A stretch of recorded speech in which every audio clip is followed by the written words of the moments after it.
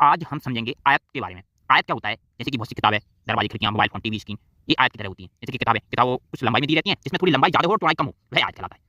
जैसे कि ये यहाँ पर ये बुक है, इसमें ये पोर्शन है लंबाई थोड़ी ज़्यादा दी है और ये जो पोर्शन है थोड़ा कम दिया है। तो इसको लंबाई और चौड़ाई के ऐसे भाग को हम क्या कहते हैं?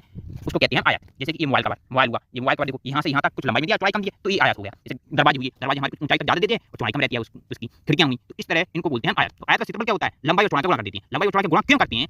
मान लो यहाँ पर बहुत सारी, मान लो एक लाइन है, दूसरी लाइन ली, तीसरी लाइन ली, चौथी लाइन ली, ये जो भाग पूरा कवर करने के लिए इस भाग को क्षेत्रफल क्या बोलते हैं? इस पूरे भाग को क्षेत्रफल कहा जाता है। इस पूरे भाग को क्षेत्रफल कहा जाता है। तो कैसे कवर होगा?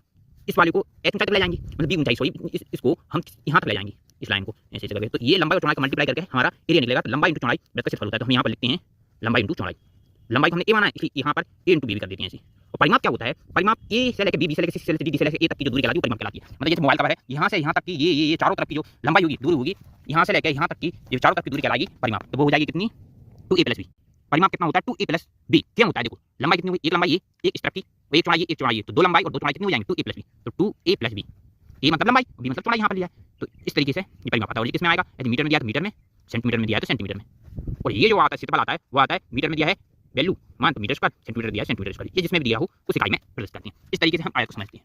और परिमाप एक बार और देख लेते हैं। क्षेत्रफल तो ये पूरा दिया होता है, यहाँ से इस पोर्शन का पूरा लिखा पोर्शन क्षेत्रफल कहलाता है। परिमाप फिर से समझ लेते हैं हम। यदि हम किसी, जैसे कि कोई भी खेत है या कोई भी ऐसी जगह है इस तरीके की, तो यदि मोबाइल का स्क्रीन है या कुछ भी है, तो उसमें एक तरफ से हम शुरू हुए, यहाँ से लेकर चलना शुरू हुए, यहाँ से देखते हैं तो यहाँ से यहाँ तक गए, यहाँ से यहाँ तक गए, यहाँ से यहाँ तक गए, वापस वहीं पर आना, यहीं पर आना। ये चारों तरफ का जो भाग कहलाता है, ये दूरी कहलाती है, लंबाई कहलाती है, वो परिमाप कहलाता है, वो परिमाप होती है।